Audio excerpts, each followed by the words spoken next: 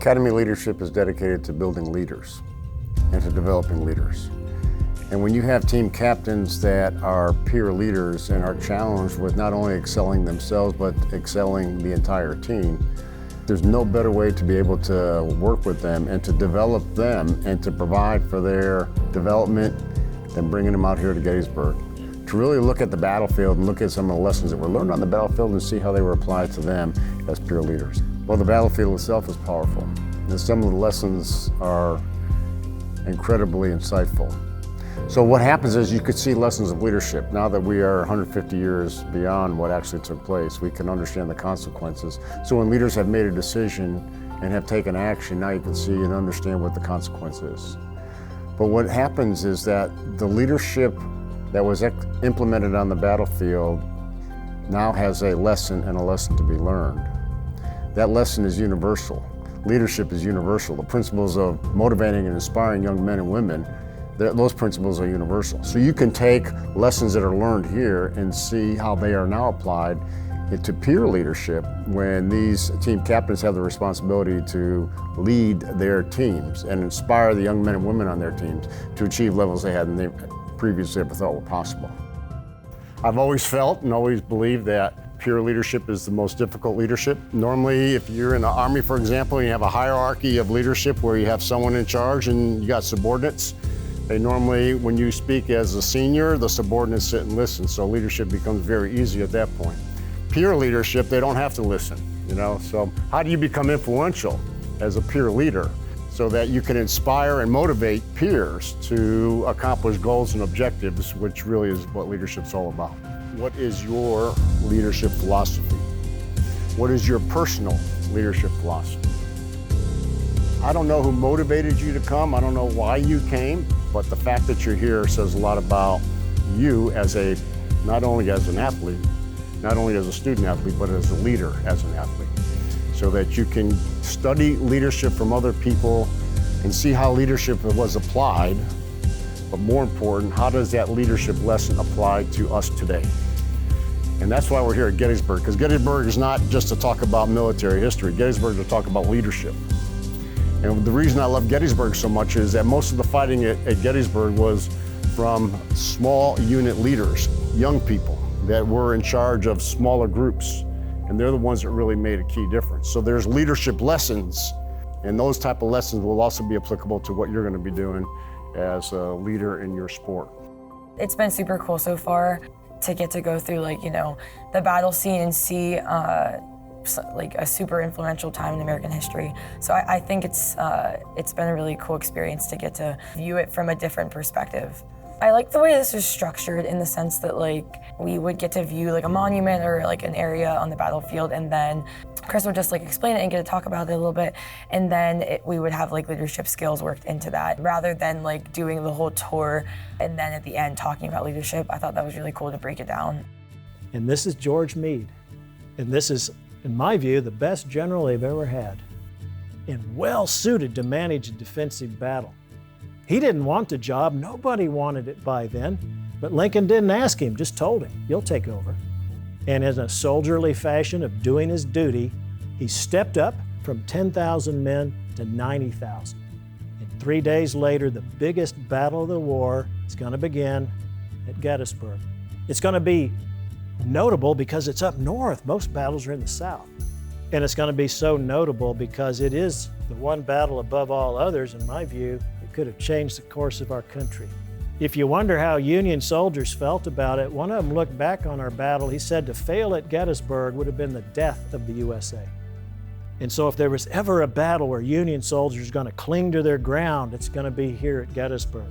And if there was ever a battle where Southerners are going to take the greatest risks, it's here at Gettysburg. They want the war over, and they'll pay any price to either preserve the United States or win independence and take off that stinking, dirty gray uniform and go home. When I was the superintendent of the United States Military Academy at West Point, we had heard that Navy was doing this, and we realized this is a great program. So we at West Point had decided to bring our team captains here.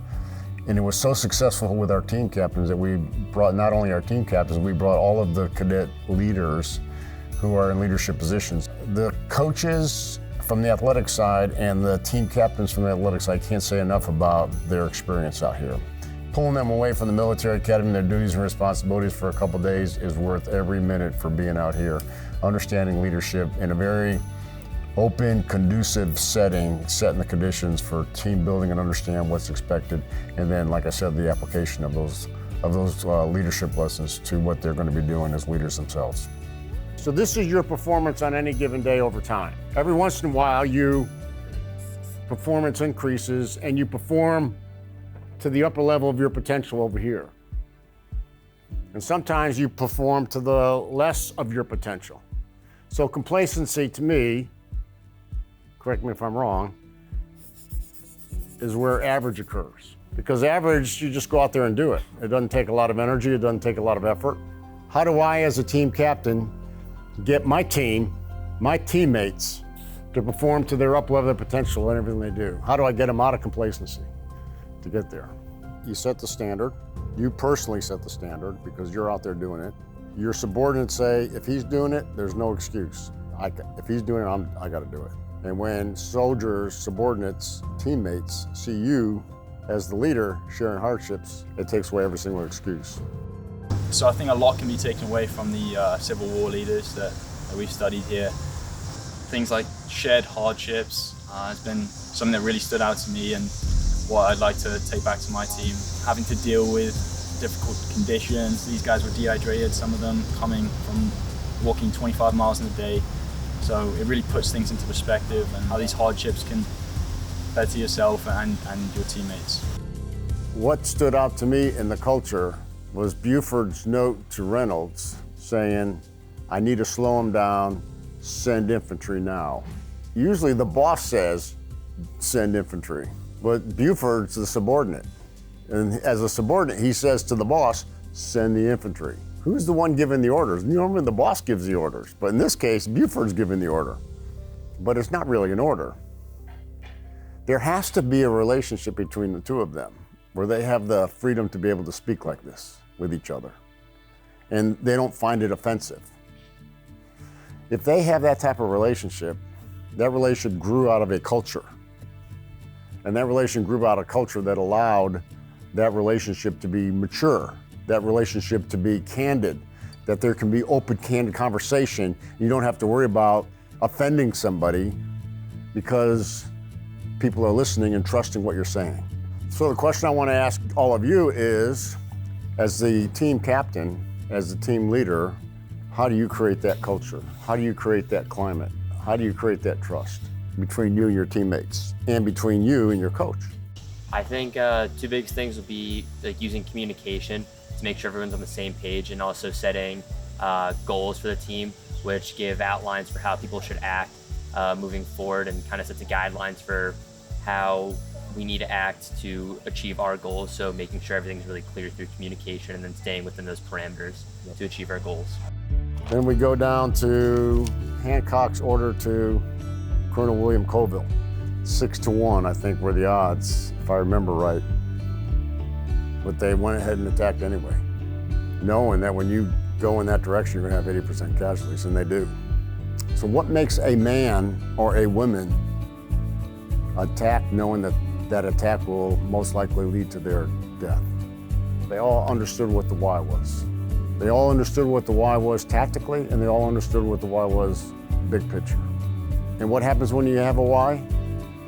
You do not negotiate the price, even to the point it costs your life. So how does that apply to you all? If you understand your why and you have complete buy-in of the why, of the purpose, then you will have a team that will commit themselves to success. One of the big ones that we talked about today was sacrifice. And even though I won't ever be sacrificing my life for my teammates, I don't think, I hope not. But I think it's super cool to really instill that in rising leaders and captains, in the sense that we are all equals, and even though some of us are placed in leadership positions, it's really about self-sacrificing for the team and looking out for the entire team as a whole rather than for yourself. So what's so special about this one meeting that Meade has? 5,000 men are dead and another 15,000 or so are injured or missing. It's ugly. It is one heck of a fight. And you're hanging on by your fingernails. And then they have the War Council meeting. So what does Meade do? He brings in all his corps commanders. What's so special about doing that? He decides to take a collaborative approach to gaining a decision. It gives every single person the opportunity to speak. He looks them in the eye, and you have the opportunity, he has the opportunity to really hear from them.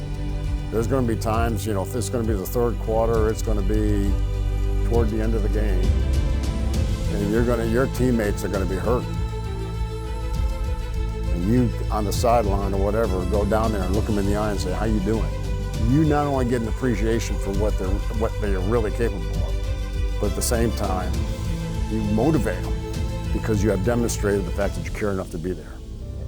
One of the values and one of the core principles of the Patriot League is to enhance the personal development of student athletes and to prepare student athletes to become leaders. So having the opportunity to do direct leadership programming, like the Gettysburg Leadership Academy, just perfectly aligns with the core values of the Patriot League and our efforts to create leaders through the student athlete experience. There is no better job, in my opinion, than investing in the future of our future leaders. Definitely something that captains and leaders should get to experience.